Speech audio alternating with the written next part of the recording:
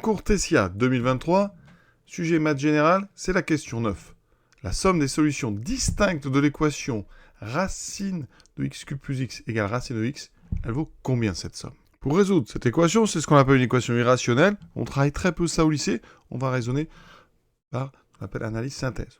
On suppose que x est solution et on va voir ce qu'on peut en déduire. Si x est solution, alors on peut mettre au carré.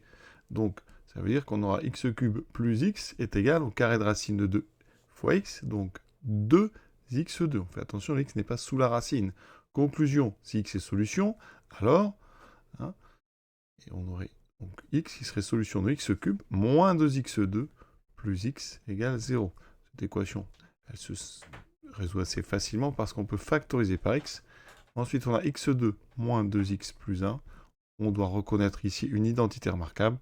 Donc, ça nous donne x fois x moins 1 au carré égale 0. L'équation produit nulle. Donc, x est égal à 0 ou x est égal à 1. Ça, c'est ce qu'on appelle la partie analyse. Maintenant, on doit donc vérifier ici.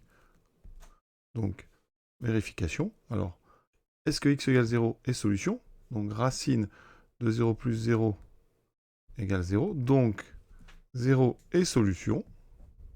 On fait pareil avec 1. Racine de 1 plus 1 est égal à racine de 2 fois 1. Donc, ça aussi, ça marche. Donc, 1 est solution. On a donc deux solutions distinctes, 0 et 1. Quand on fait la somme, 0 plus 1 est égal à 1. Donc, la somme de nos solutions distinctes, c'est 1. C'est la réponse E.